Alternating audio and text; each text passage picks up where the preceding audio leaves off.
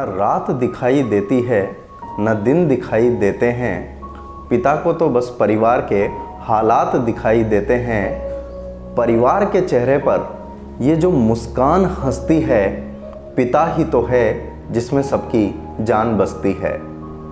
मैं पीयूष सारंग साफल्य टीम की ओर से आप सभी का हार्दिक अभिनंदन करता हूँ।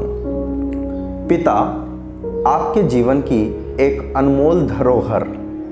फादर्स डे स्पेशल इस कार्यक्रम में आप शब्दों को सुनिएगा मत, समझिएगा भी मत, बस भावों को महसूस करिएगा।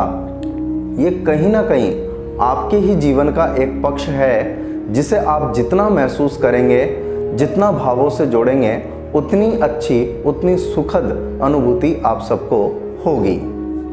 पंडित ओम व्यास की पंक्तियाँ बहुत अच्छे से याद आती है। स्वर्गीय ओम व्यास जी ने पिता शब्द पर जितना अच्छा लिखा है, शायद ही कभी किसी और ने इतना अच्छा लिखा हो। एक चित्रण के माध्यम से उन्होंने कहा था कि पिता क्या होता है कि जब बालक अपने पिता का हाथ पकड़कर एक मेले में जाता है, उसे खिलौनों की दुकान नज़र आती है और खिलौनों की दुकान में उसे एक 200 रुपये वाला खिलौना पसंद आता है। बालक जिद करता है उस 200 रुपये के खिलौने को खरीदने की, पर पिता की जेब में मुश्किल से 50 रुपये होते हैं। ये जो बालक का अरमान है, विश्वास है कि मेरे पिता मुझे खिलौना दिला देंगे, पर जेब की विवशता तो मात्र 50 रुपये तक ही सीमित हो गई। अरमानों और विवशताओं के बीच में जो संतुलन बनाने वाला व्यक्तित्व है, वही पिता है।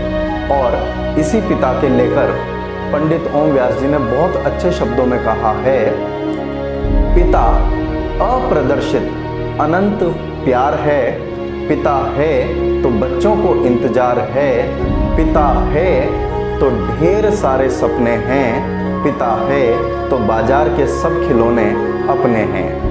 यही विश्वास का नाम पिता है कि जब हम पिता के हाथ पकड़ लेते हैं और पूरी दुनिया की तरफ देखते हैं, तो हमारे को लगता है जीवन के सारे सुख अनुभूतियाँ पिता हमारे को लाकर दे देगा। और इसी विश्वास से जीवन आगे बढ़ता है। इसी पिता को समर्पित इन शब्दों को और इस परंपरा को आज आगे बढ़ाते हैं और एक सुखद अनुभूति का एहसास करते हैं। कुछ ऐसा एहसास कि जो पिता की हमारे को लेकर अभी फिक्र है, चाहे संस्कार की हो, चाहे सफलता की हो, चाहे अभिप्रेरणा की हो, चाहे नौकरी की हो, चाहे कैरियर या जॉब की हो, चाहे किसी भी पक्ष की हो, अब वक्त आ गया है कि हम पिता की फिक्र को फक्र में बदलने का कार्य करें।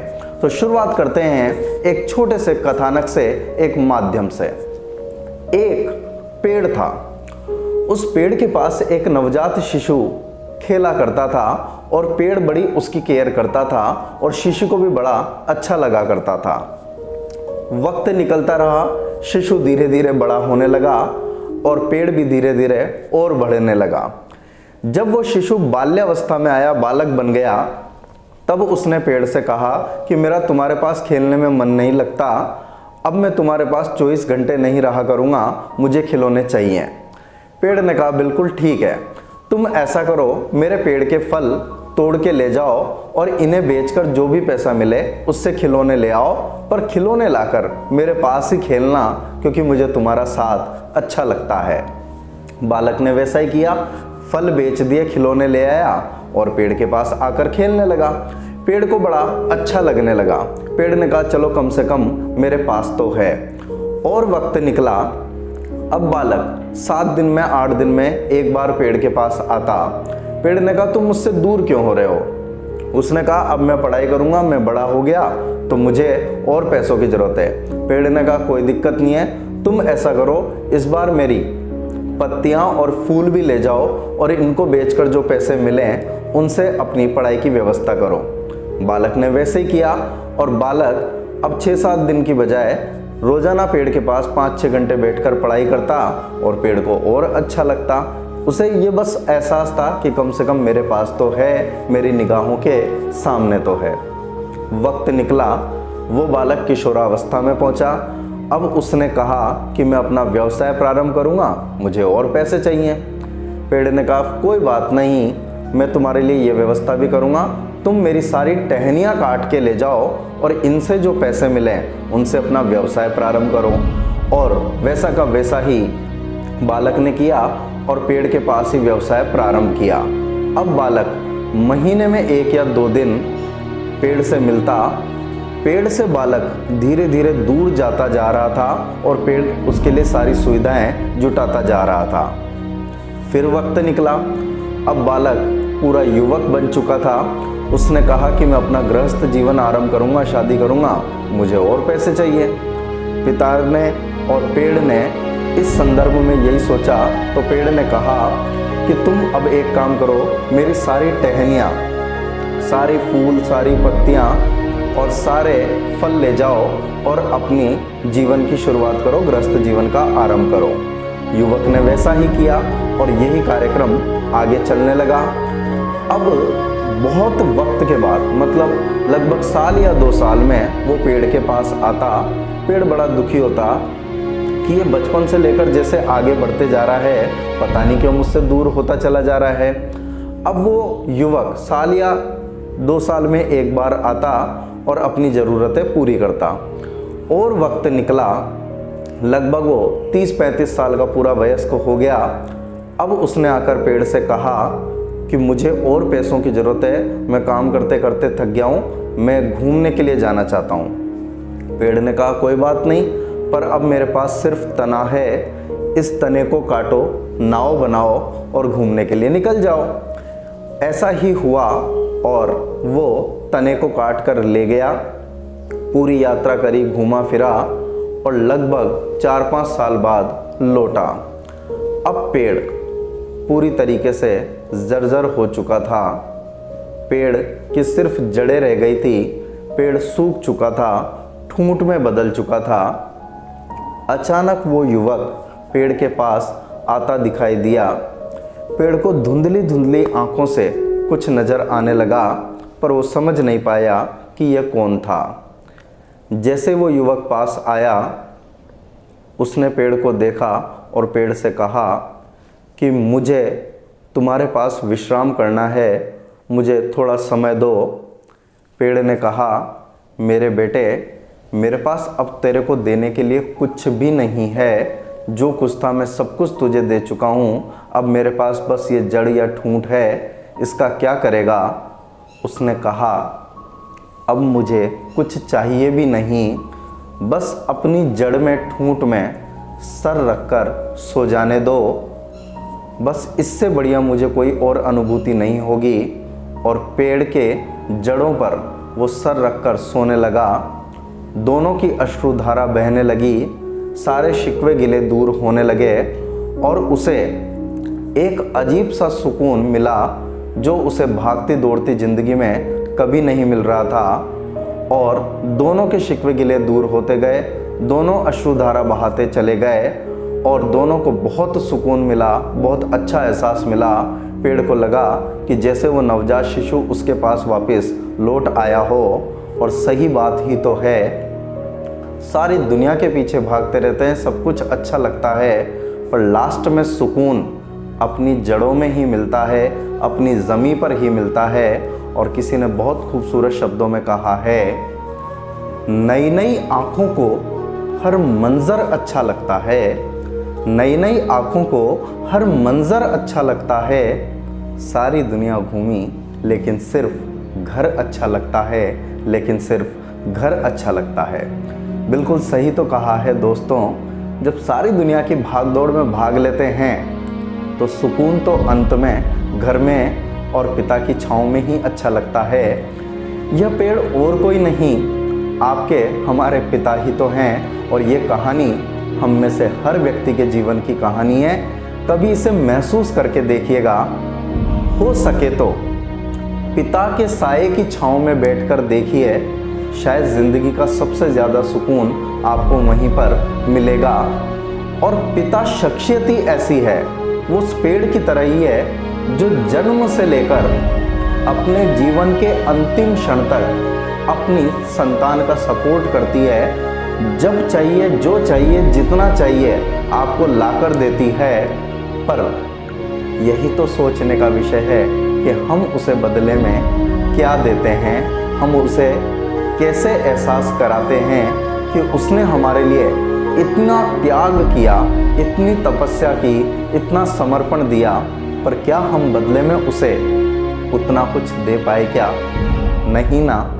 इसीलिए ये अनुभूति कीजिए कि हम उनकी फिक्र को हटाकर फक्र में बदल सकें, गौरव के क्षणों में बदल सकें। जब आप अपने जीवन की एक उपलब्धि लेकर जाते हैं पिता के सामने, मान लीजिए आपकी जॉब लग गई, आपका अच्छा कैरियर बन गया, आपको बहुत अच्छा प्लेसमेंट मिल गया, पिता बहुत खुश होता है, वो आपकी पीठ पर हाथ रखता है और दुनिया को दिखाकर कहता है, उसकी छाती में एक उल्लास होता है, छाती गर्व से चौड़ी होती है, दुनिया की आंखों में आंखें डालकर वो बोलता है और आपकी पीठ पर हाथ रखकर बोलता है, यह मेरा बेटा है, इसने यह सफलता अर्जित करी। विश्वास मानिए, वो क्षण दुनिया का सबसे खूबसूरत क्षण होता है पिता के लिए। दुनिया के सारे पुरस्कार, सारी उपलब्धि, सारे पद फीके पड़ जाते हैं उस एहसास के सामने। प्लीज़ डियर स्टूडेंट्स, उस क्षण को लाइए, उस क्षण की कल्पना कीजिए, उस क्षण को महसूस कीजिए, अपने पिता को गौरवान्वित महसूस कराइए जो दिन भर आपके लिए भागता रहा। प्लीज़ उसके लिए सोचिए। और पिता में सिर्फ देने का गुण होता है साहब। आपको हमारे को बड़े कड़क मिजाज लगते हैं, पिता की छवि समाज ने एक ऐसी बनाई है, माँ की हम बड़ी संवेदनशीलता से बात करते हैं, पर इस जीवन रूपी गाड़ी में जो दूसरा पहिया है पिता, वो भी बहुत महत्वपूर्ण है। और हाँ, नो डाउट पिता बहुत गर्म स्वभाव का होता है। पंडित ओम व्यास ने बड़े अच्छे शब्दों में कहा था, पिता पालन है, पोषण है, परिवार का अनुशासन है, पिता धौंस से चलने वाला प्रेम का प्रशासन है। तो वास्तव में पिता ऐसा है, उसकी गर्मी सूरज की गर्मी की तरह है, बड़ी चुभती है, बड़ी बुरी भी लगती है कई बार साहब, उसकी डांट, उसके एहसास बड़े बुरे लगते हैं, उसके शब्द, पर महसूस तो करिए साहब, यदि जीवन में से सूरज चला गया तो फिर क्या बचेगा हमारे पास? हम कौन से अंधकारमय जीवन में कैसे अपना भविष्य तलाश पाएंगे? इसे महसूस कीजिए। परिवार में पिता कभी भी अपने अभावों को आपके सामने नहीं लाता, आपको जब जो चीज़ चाहिए हमेशा लाकर दे देता है, मौन रहता है, सहनशील रहता है, कभी कुछ नहीं बोलता, अपने दर्द को बयां भी नहीं करता, क्योंकि समाज ने छवि ऐसी बना दी है कि मर्द को या तो दर्द नहीं होता, और पिता की भी छवि ऐसी होती है कि न तो वह अपने दुख किसी से बांट सकता, न किसी से कह सकता, क्योंकि उसे पता है कि उसका कमज़ोर होना पूरे परिवार को कमज़ोर करता है। और इसीलिए पिता कभी मना नहीं करता। जी हाँ, मना नहीं करता। अपने घर से एक छोटा सा उदाहरण उठाकर देखिएगा। हम सबके पिता कितने फाइनेंशियली भले स्ट्रॉन्ग हों, हमारी सारी ज़रूरतें पूरी करते हैं, पर कभी नोटिस कीजिएगा उनकी बनियान आपको ज़्यादातर फटी हुई मिलेगी। और जब भी हम उनसे कहते हैं कि आप सबके लिए इतना करते हो, अपनी क्या बनियान भी नहीं बदल सकते, तो बड़े मजाक में टाल देते हैं, कहते हैं कि मेरे तो कूलर की तरह काम कर रही है, एसी का काम कर रही है, इसमें बड़ी अच्छी हवा आती है।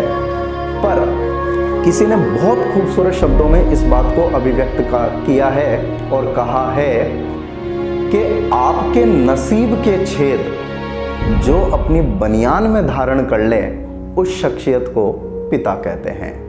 आपके नसीब के छेद जो अपनी बनियान में धारण कर ले, उस शख्सियत को पिता कहते हैं। ऐसे समर्पित, ऐसे सेवा भावी, ऐसे त्यागी, ऐसे तपस्वी पिता के लिए अब वक्त आ गया है कि हम कुछ अच्छा करके दें। दोस्तों, आज प्रण लीजिए, संकल्प लीजिए कि कुछ भी हो जाए, कितनी भी तकलीफें आ जाए, हम अपने पिता को गौरवान्वित महसूस करा कर रहेंगे।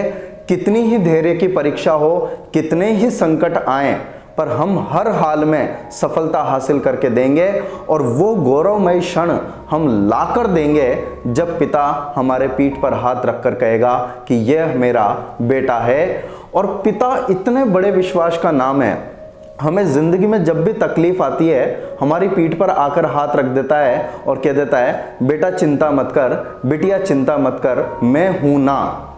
ये 3 शब्द पता नहीं हमारे अंदर कहां से ऊर्जा भर देते हैं, मैं हूं ना। और हम मैं हूं ना के शब्दों पर दुनिया में बड़े बड़े चमत्कार कर जाते हैं जिसकी हमने कल्पना भी नहीं की। हमारे अंदर वो क्षमताएं भी आ जाती है जो हमारे अंदर थी नहीं। पिता शब्द ही ऐसा है।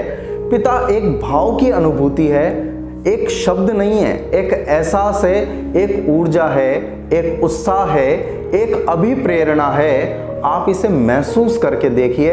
लाइफ में आपको कभी किसी मोटिवेशन की, कभी किसी इंस्पिरेशन की जरूरत ही नहीं पड़ेगी।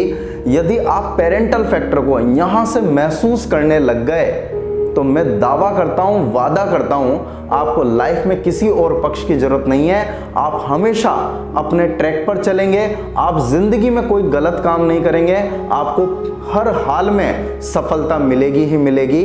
और आज का दिन कोई बड़ा विशिष्ट दिन तो नहीं है और पिता के लिए कोई दिन विशिष्ट हो भी नहीं सकता, पर कम से कम हमें एक माध्यम मिला है। तो प्लीज आज अपने पिता से बात कीजिए, संवाद कीजिए, उनसे अच्छे से बात कीजिए। उन्हें जिंदगी के ये आपने जितने भी सुखद अनुभूतियां ली है उनके लिए प्यार से धन्यवाद कीजिए। बिल्कुल बचपन के भोले भाव से जाकर आज पिता के गले लग जाइए और कभी कोई गलती भी की हो तो प्यार से आज सॉरी मांग लीजिए और दिल के शिकवे गिले दूर कर दीजिए, उनकी कड़वी बातों को निकाल दीजिए साहब। और बड़े प्यार से उनके गले लगते हुए कहिए कि पिता और पिताजी, मैं आपका विश्वास कायम रखूंगा, मैं आपको निश्चित रूप से सफलता लाकर दूंगा और आपकी गरिमा और मर्यादा को हमेशा बनाए रखूंगा। देखिए आपको एक अंदर से इतनी अच्छी ऊर्जा मिलेगी, इतना अपने आप को आप रिलैक्स फील करेंगे जिसकी आप कल्पना भी नहीं कर सकते। इस एहसास को इस दिन के साथ जोड़ दीजिए और मेरी सारी शुभकामनाएं आप सभी के साथ हैं। मेरे पास पीयूष सारंग के पास आपको देने के लिए सिर्फ शब्द और भाव होते हैं और कुछ नहीं होता। तो पिता को समर्पित करते हुए इन 4 पंक्तियों से अपनी वाणी को विराम देता हूं और आप सभी को शुभकामनाएं देता हूं भविष्य की सफलताओं के लिए। आप सभी के पिताश्री को मैं भी प्रणाम करता हूं, वंदन करता हूं। उनका आशीर्वाद स्नेह आप पर बना रहे। बहुत खूब फरमाया है, कितना भी रोले हम ये दामन नम नहीं होता, कितना भी रोले हम ये दामन नम नहीं होता, इन आंखों के बरसने का कोई मौसम नहीं होता। हम तमाम मुश्किलों में भी महफूज रहते हैं दोस्तों, क्योंकि माँ बाप की दुआओं का खजाना कभी कम नहीं होता, माँ बाप की दुआओं का खजाना कभी कम नहीं होता।